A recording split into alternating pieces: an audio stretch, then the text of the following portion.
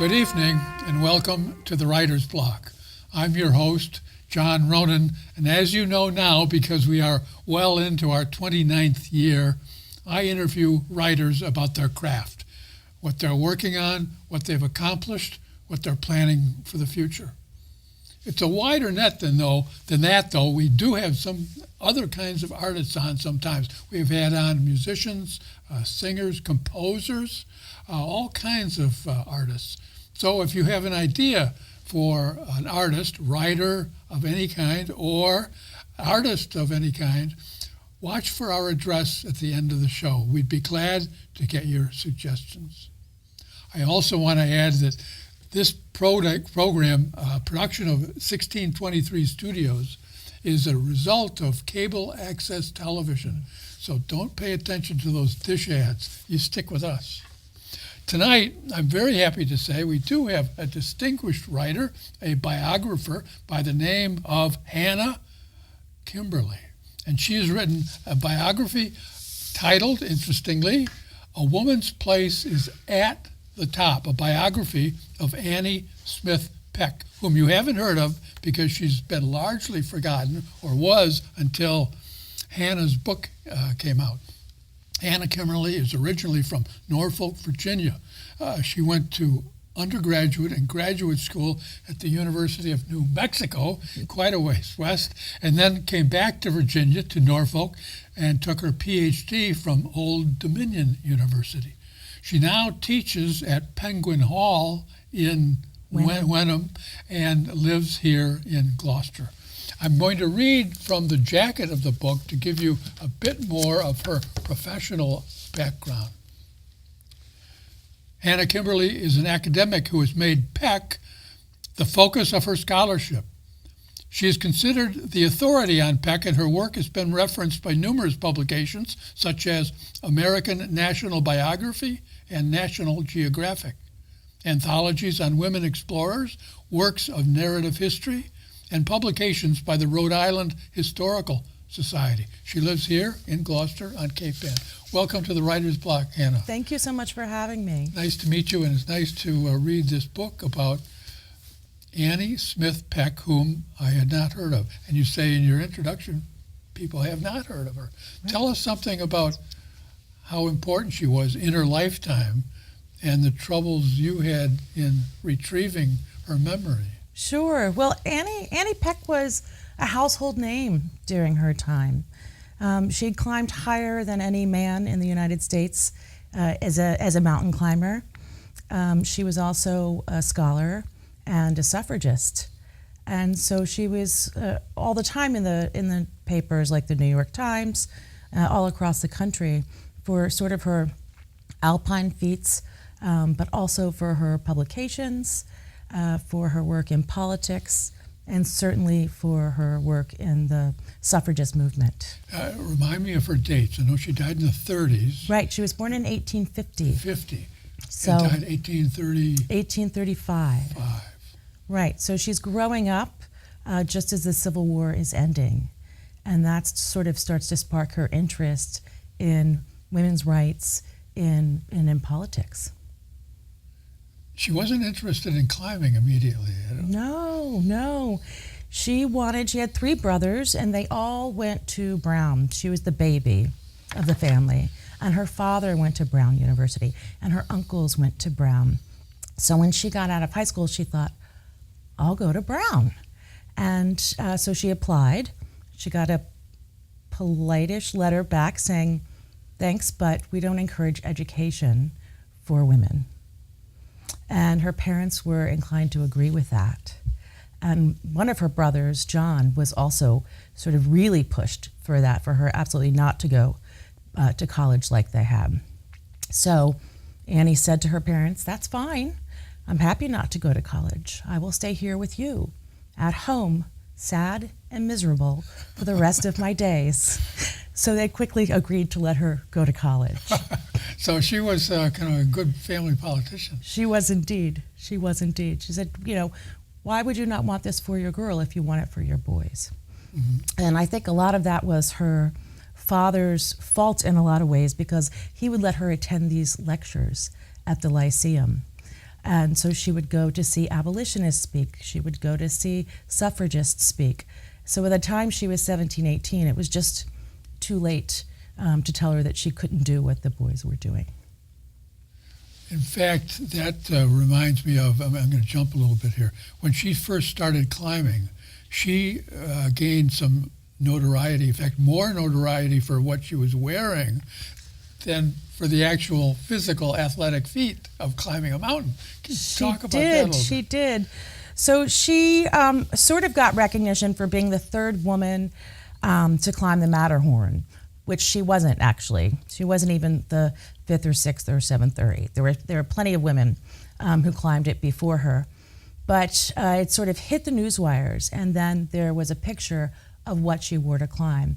And that was a long tunic and a pair of pants. And women climbers before her, for the most part, wore long skirts or dresses to climb in.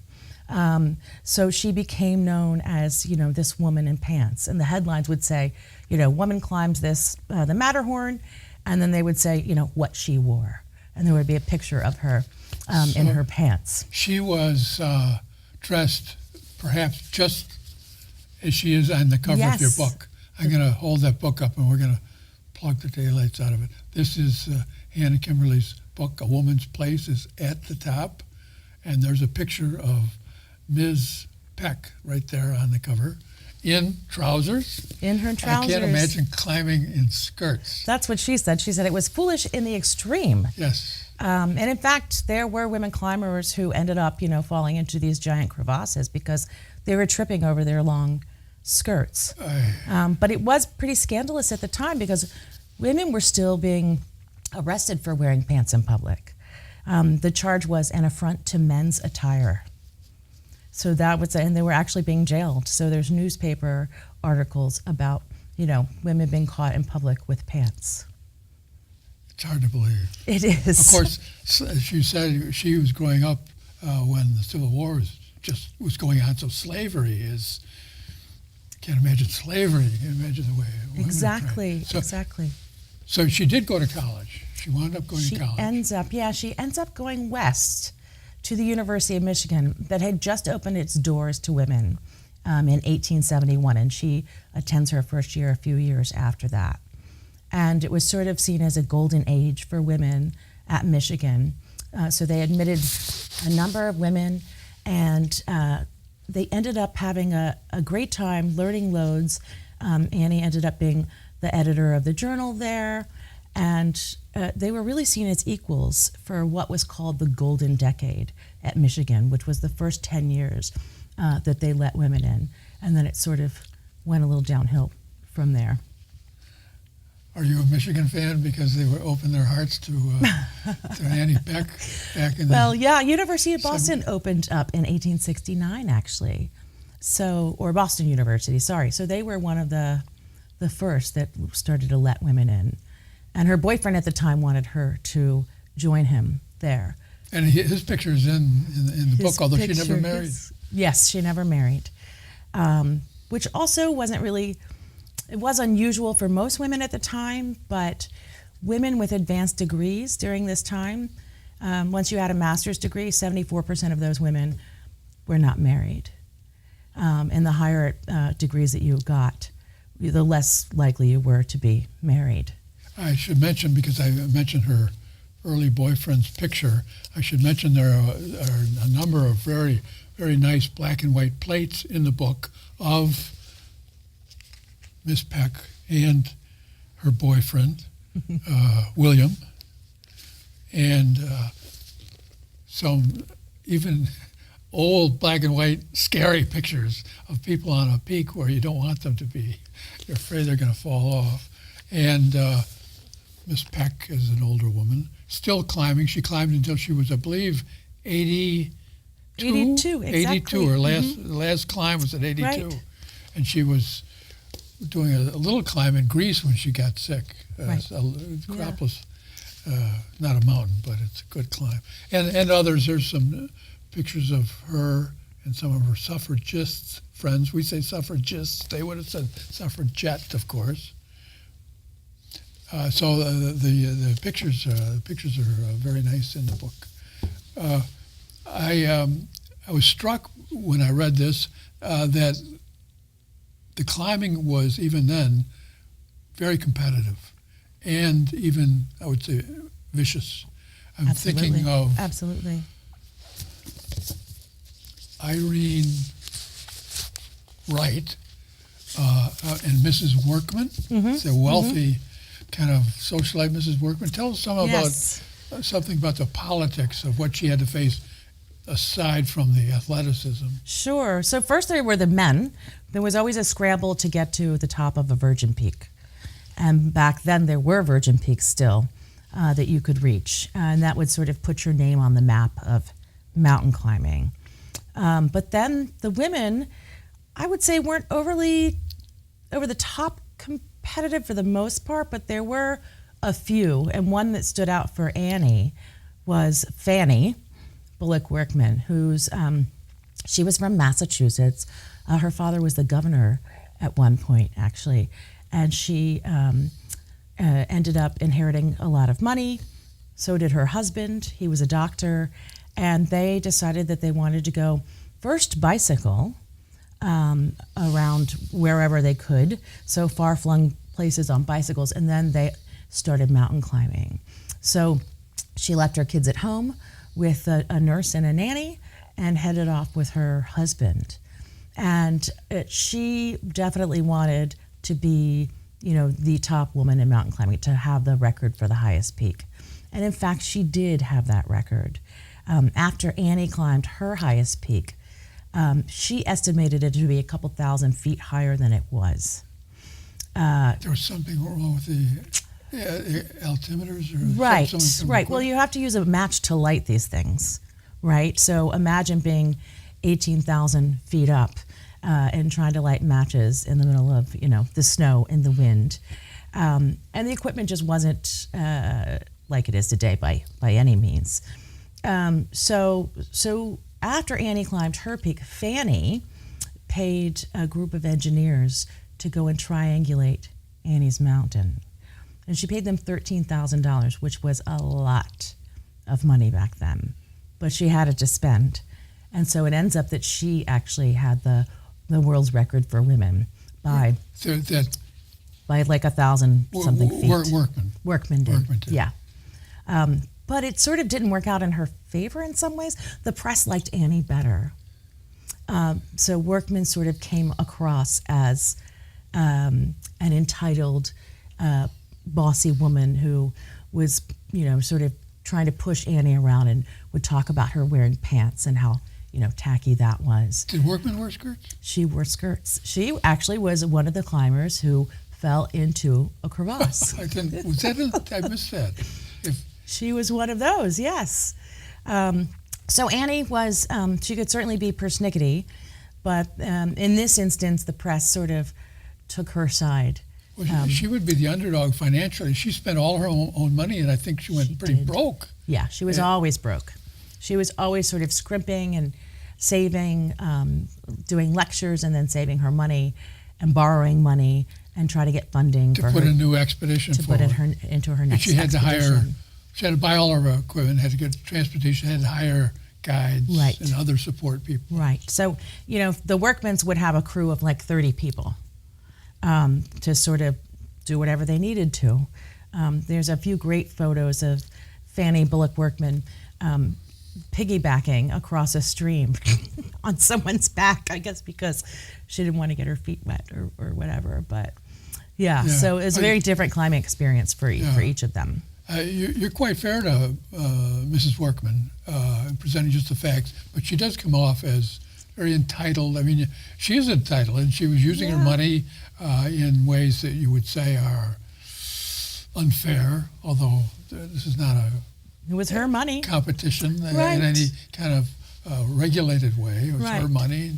$13,000 for people to correct the height of a mountain is not negligible even today, and this is 120, 30 years ago. Right. And I think my main point for both Annie and Fanny is that they weren't any different than any of the male climbers at the time.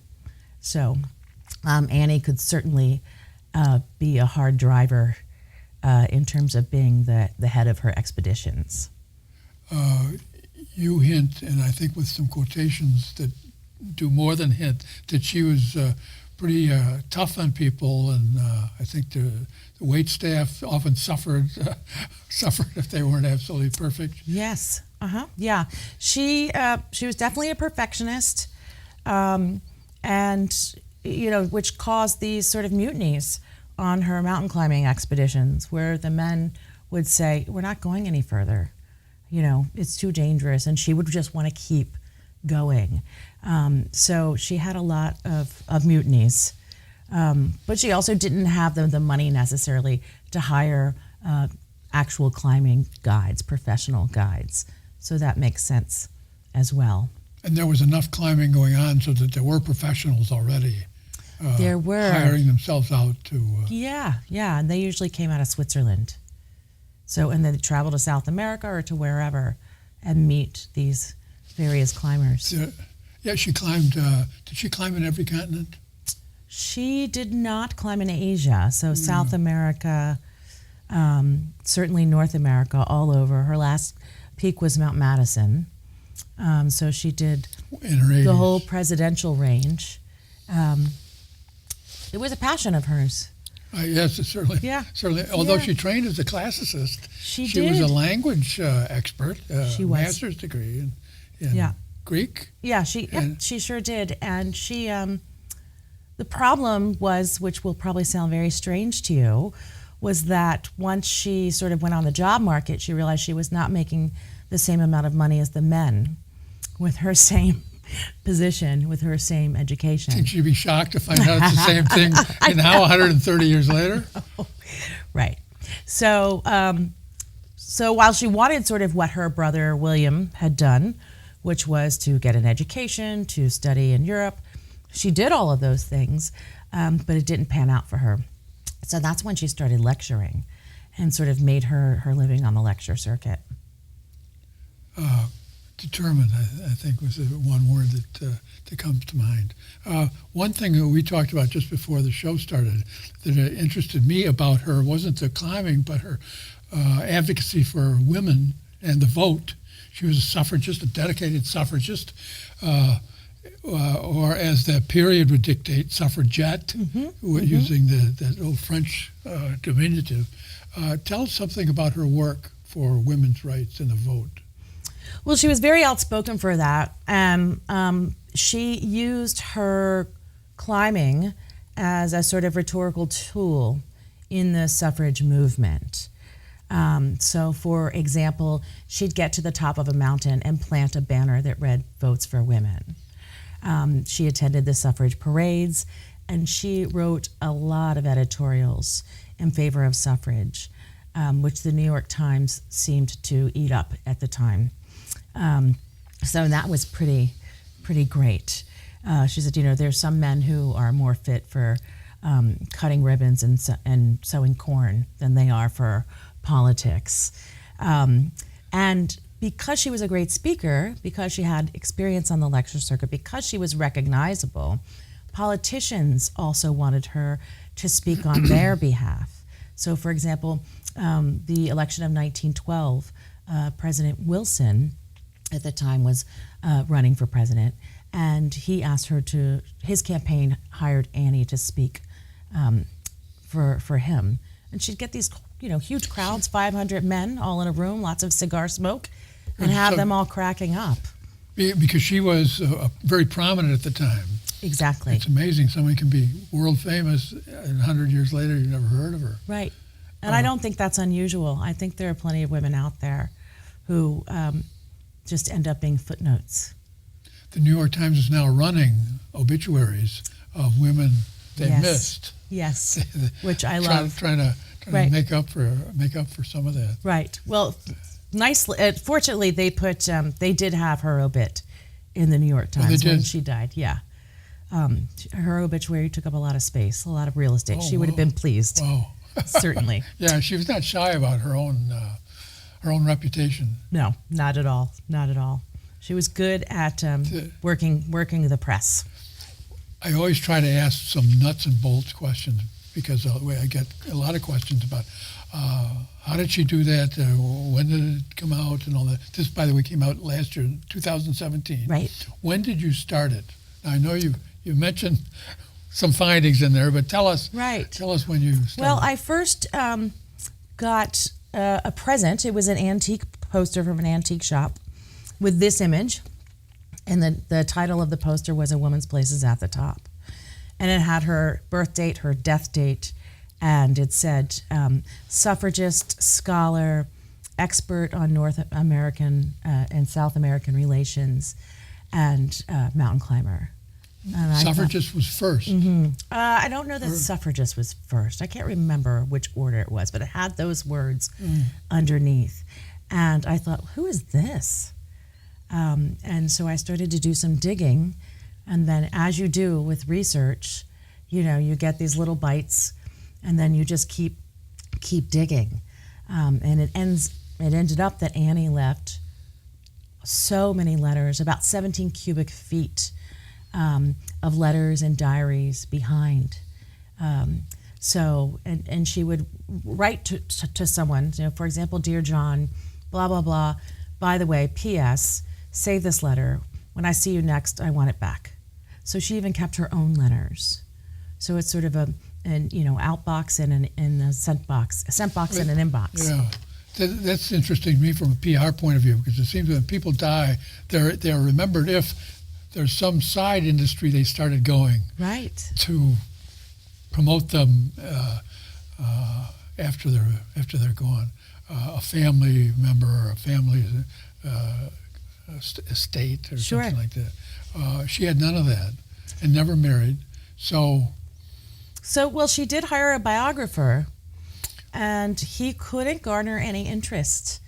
There's a great little letter in the archive now that is from Russell Doubleday of Doubleday Publishing. And it says, August 1st, 1935, "We're sorry she's a great lady, but we have no interest in publishing a biography of her." it wouldn't sell. It couldn't be a success. Right, Yeah. right. And he continued to his name was Alexander Cannison. He continued to sort of try and find other publishing outlets, but it didn't work out. And sadly, he ended up committing suicide. So all of her stuff that he had, he left in someone's basement. And then family friend or friends of a friend. right, right. And it sat there for many years, the next 50 years or so. All these papers now at in Brooklyn. They are. At Brooklyn College. Brooklyn College, and you were very instrumental in gathering them all together. I think they were in one basement, and they were also in private hands. And Right. So they had a whole collection at Brooklyn College, actually, before I started. But then I saw that someone was selling Annie Smith Peck sort of things off on eBay, and I contacted him and sort of said, "You can't do this. Stop." So, which he did, which was lovely. And he ended up handing all of the things from the basement where her original biographer left them to me. And then once I was finished, I brought those over to Brooklyn College. how long from conception of the book to publication? Well, I did. First day of Right. So I did my dissertation on the rhetoric sort of Annie Smith Peck. And then I thought there'll be like 3 people who read this. So what she wanted was a biography. And she had 2 previous folks who tried to write biographies, but it didn't pan out. So I just thought the 3rd time is a charm. I'm going to go for it. So then I basically had a year and a half to write the thing. But you had done a lot of the groundwork, a lot of the There's footwork. a lot of the groundwork done, yeah. As a PhD Right. thesis. Right.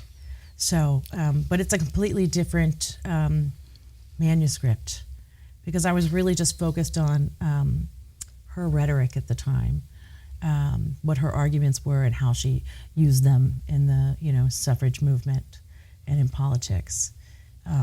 And I think you're right, as valuable as that might be, there wouldn't be a lot of demand for that. Right. So it was a great project, a lot of fun to do. I can tell you're enthusiastic about it in the book, and I want to ask you what advice you would give to somebody who has ideas for a biography of a woman, perhaps, or anybody. Where should they start? Well, I guess they should get a query letter written and get out there and get an agent who will find you a publicist, that's how I did it, and that worked out great. But these are people who I think, especially women, need to sort of be recovered from their lost place in history, and there's a lot of them out there. Do you have any others in mind? You're going to There's a new book? There's a few more interesting ones that I've been sort of looking at, and a lot of people have asked me to do a biography of Annie Peck suited for middle school, high school age. So I'm thinking of that as well. Yeah. I won't ask you who. That would be asking for a spoiler, huh? And somebody might watch and say, "Oh no, that's right. They can't have her stuff." Okay. We are almost out of our brief half hour. Hannah Kimberley, I want to thank you very much for being on the Writer's Block. It was a fun half hour, and I enjoyed the book, and I can hold it up again so that our readers can see it. It's available everywhere at Amazon and Barnes & Noble and local bookstores. Yes. And I'm sure Penguin Hall has it in their bookstore too, in Wenham. So that is A Woman's Place is at the Top. Thank you so much for having me. Annie Smith Peck. Thank you for being on. Thank you. I want to thank you as well in our audience for being with me and with Ms. Kimberley and talking about her biography of Ms. Peck. If you've learned something about mountain climbing, early suffragist movements, and the art of research, then the Writer's Block has done its job. Thanks for being with us, and I hope to see you again next week on the Writer's Block. Good night.